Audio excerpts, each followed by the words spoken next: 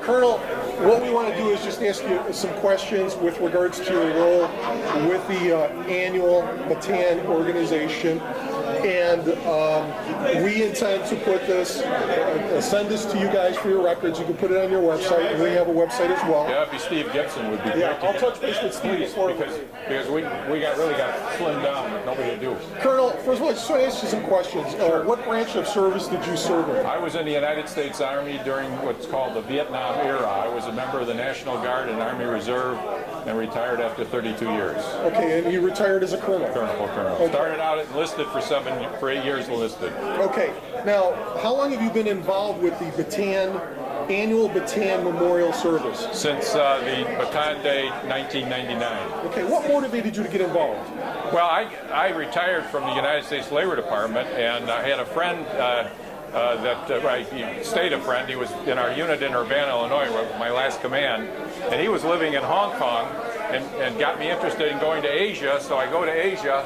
And while I'm in Asia with him, he lays out an itinerary. Go to Vietnam, go to Macau, go here. But he says, you've got to go to the Philippines, and if you go to the Philippines, you've got to go on the Corregidor tour. Well, once I did that, and I graduated from Northwestern as a history major, that just took me in, and MacArthur was there.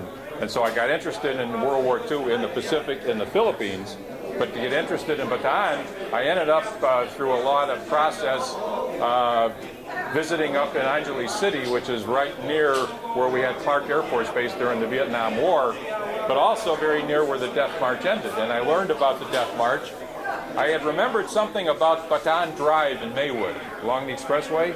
And so I got back here, I called the village, and the village put me on to Edwin Walker, and I attended the first meeting in mid-1999. Okay. Now, you visit the Philippines twice a year. I've had 22 trips since '97. What's the purpose of the visits?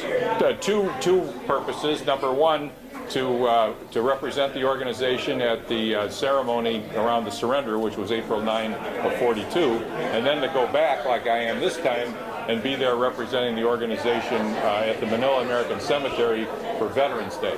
That's attended by the ambassador, a lot of officials from various allied countries that were involved in the Philippine campaign. Okay, Colonel, you're probably very aware of the atrocities that took place during World War II in the South Pacific, that was involved with the capture of American POWs. Correct. It was a systematic system that was created by the Japanese government to capture American soldiers in Bataan and throughout the South Pacific and deposit them in slave labor camps. Right. Now, this issue has been going on for more than 6 decades.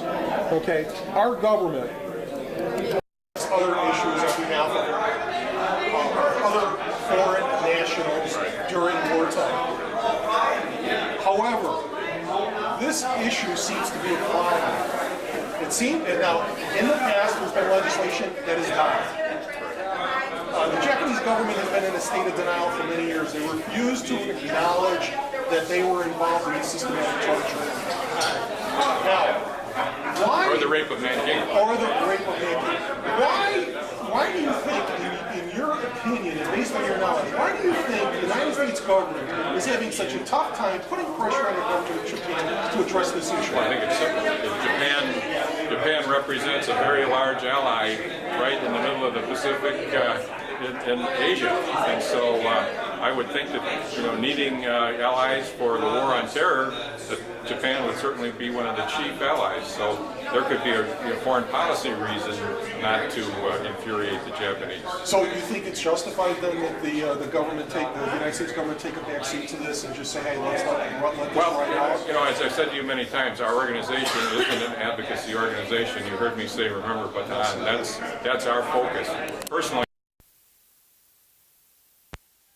it was a shame.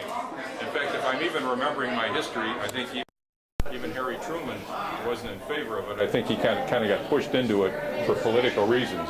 In 1946, Roosevelt was dead, April of, 45, and so Truman took over. So I think everybody says that. I mean, the Filipinos fought under the General MacArthur, and the Philippines was part of the United States for 48 years until July 4th of 1946. So I think it was a bad. In today's logic, I'm not sure that could happen. I mean, to double cross people the way that was done was a shame. So is it justified then that the United States government just take a back seat to it and say, hey, look at No, I think they should, personally, I think they should follow through with the equity bill before all these guys are dead, and they should honor them. Okay. Now, so the equity bill pertains to the United I'm not the expert on the I equity understand bill. that, but just in general, Right. it's to pay compensation from our government Right. to the survivors of the Bataan Death March. However, Well, maybe just more than the death march. I think just the Filipinos that served under USAFE, Right. which was the command. now, you know our organization is involved in a national petition. Our goal is very primal. It is, we're approaching the Japanese government to get them to apologize or acknowledge and pay financial compensation to the survivors, which is separate from that bill. How do you feel about that? Well, you know, here again, I watch. I have my own feelings. I think I wrote a letter to Durbin and to Obama about it. I don't know a whole lot about it. I just think that things should be made right, and if that's what it takes. Now, you do realize that the government of China and Korea have basically the government of Japan in a corner. Now, the last report we got is that the government of Japan is practically begging those two governments they got them on their knees and they're begging them that they're going to address the issue and they will provide some sort of reparations. But they refuse, because they're in a state of denial, to acknowledge what took place with the American former POWs. I'm not sure you're going to ever get that changed. You don't think so? Not the denial. Just a reaction to Iris Chang's book.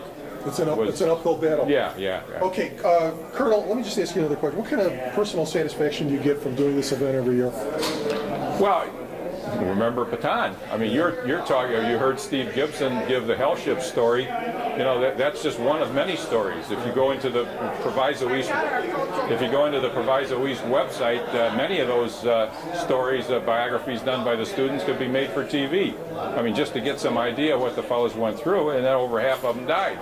So I think we have an obligation, as with other events that are done every year. We have an obligation to continue this ceremony. It's broadened over the years. It started out as just Company B, the Maywood unit, but as you could tell from my presenting the DVD to Claudia, now it's extended to the whole battalion and honoring all service members. That's great. It's a fantastic thing. Colonel, thank you so much for your time. Good hand. That's okay. Thanks so much for your time, Colonel. Okay. Appreciate it. Take care. We'll see you in the next room.